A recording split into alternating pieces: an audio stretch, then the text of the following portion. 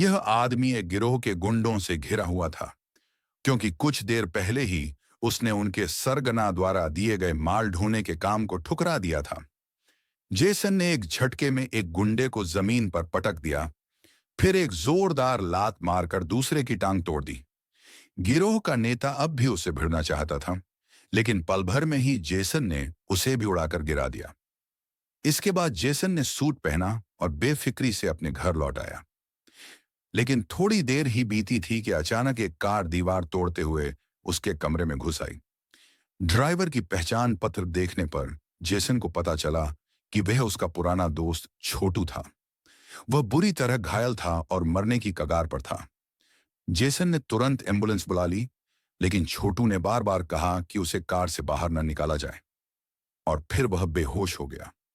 Ambulance आई और छोटू को stretcher पर डालकर ले जाने लगी। तभी जेसन ने कार की पिछली सीट पर एक लड़की को पाया। उसने बताया कि उसके और छोटू के हाथों पर लिक्विड बम लगाए गए हैं। अगर वे कार से 20 मीटर से ज्यादा दूर गए तो बम फट जाएगा। जेसन भागता हुआ बाहर निकला और चिल्लाया कि एम्बुलेंस रुक जाए, मगर देर हो चुकी थी। छोटू के हाथ का बम फट गया। गुस्से में जेसन कमरे में लौटा ताकि उस लड़की से सच जान सके, लेकिन तभी पीछे से आए एक तगड़े आदमी ने उसे बेहोश कर दिया। जब जेसन की आंख खुली तो उसने खुद को ऑपरेशन टेबल पर पाया। उसके हाथ पर भी वैसा ही लिक्विड बम लगा हुआ था। थोड़ी देर में किंग नाम का गैंग लीडर अंदर आया। असल में यह सब उसी की चाल थी। किंग रासायनिक दवाओं का गैरकानूनी व्यापार करता था, लेकिन हाल ही में पर्यावरण मंत्री लाओ वांग के नए नियमों से उसका भारी नुकसान हुआ। इसलिए उसने वांग की बेटी नाना का अपहरण कर लिया ताकि उसे धमकाकर अपने नियम पास करवा सके। पहले उसने यह काम जेसन को देने की कोशिश की, लेकिन जेसन ने मना कर दिया। तब उसने जेसन के दोस्त छोटू को मजबूर किया, जो पुलिस से भागते हुए मारा गया। अब किंग ने फिर से जेसन को धमकाकर कहा कि वह नाना को कार में लेकर भागे और तब तक घूमता रहे जब तक मंत्री समझौते पर दस्तखत न कर दें। पर जेसन ने उसकी बात नहीं मानी। हाईवे पर पहुंचते ही उसने रास्ता बदल लिया और अपने दोस्त फैटी के गैराज पर पहुंचा ताकि वह बम हटाने में मदद करे। फैटी टेक एक्सपर्ट था, पर इतना जटिल बम देखकर वह भी कुछ नहीं कर पाया। इस बीच किंग को जेसन की चाल का पता चल गया और उसने अपने लोग भेज दिए। थोड़ी देर में कई हत्यारे गैराज पर पहुंच गए और गोलियां चलने लगीं। जेसन ने एक एक कर सबको धूल चटा दी। आखिर में उसने एक विशालकाय आदमी को भी लोहे के फावड़े से बेहोश कर दिया। फेटी को कार में छिपा डिटोनेटर मिल गया, लेकिन उसे निष्क्रिय नहीं कर सका। जेसन मजबूर होकर फिर निकल पड़ा। अब किंग ने जेसन पर भरोसा खो दिया।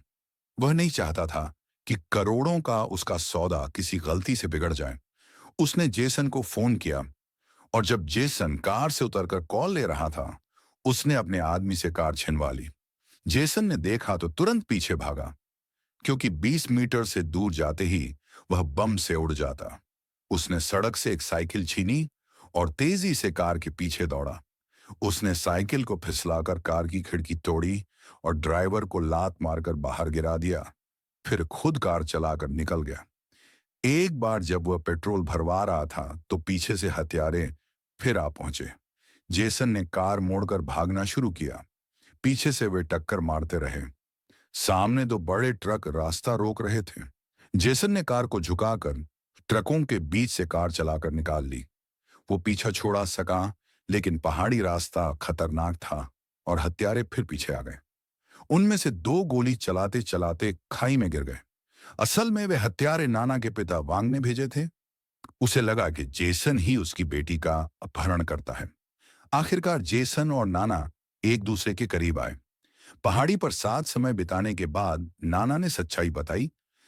कुछ दिन पहले किंग के लोगों ने उसे अगवा किया था और छोटू को उसे पहुंचाने का आदेश दिया गया था। लेकिन जब नाना ने रो रो कर विनती की तो छोटू ने मदद करने की ठानी। इसी बीच किंग के आदमियों ने हमला किया। छोटू घायल हुआ और जेसन के घर तक पहुंचा, जहां उसकी मौत हो गई। जेसन ने पुलिस चीफ को फोन किया और पूरी बात बताई। चीफ ने मंत्री वांग से संपर्क किया और दोनों की कॉल ट्रेस कर किंग का ठिकाना पता लगा लिया। उसी समय किंग ने जेसन को कॉल किया। उसे आदेश दिया कि कार को एक पुल पर ले जाए।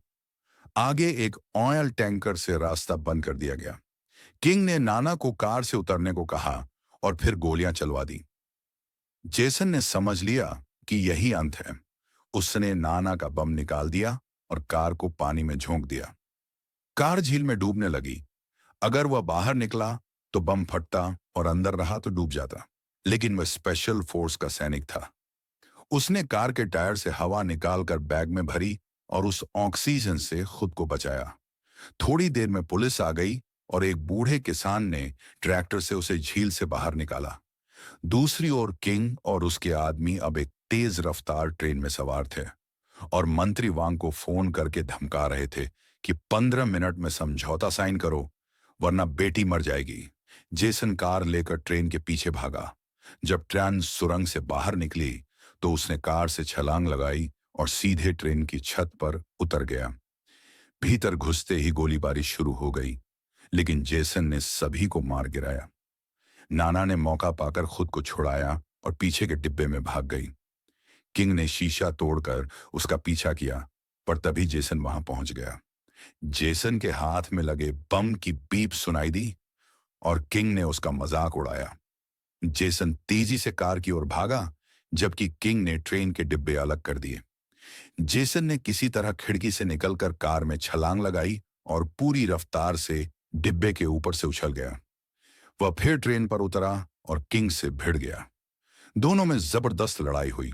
आखिरकार जेसन ने उसे जमीन पर गिराकर उसके हाथ में वही बम बांध दिया और कार को ढलान पर छोड़ दिया। किंग ने खुद को छुड़ाने की कोशिश की, लेकिन तभी बम फट गया और वह टुकड़ों में बिखर गया। अंत में पुलिस ने जेसन और नाना को बचा लिया। मंत्री वांग ने समझौते पर दस्तखत करने से ठीक पहले खबर पाई कि बेटी सुरक्षित है। उसने सबके सामने कागज फाड़ दिया और किंग के गैरकानूनी धंधे को बंद करवा दिया। फिल्म के आखिर में जेसन, नाना और पुलिस चीफ फिर से शांत झील किनारे मछली पकड़ते दिखाई देते हैं।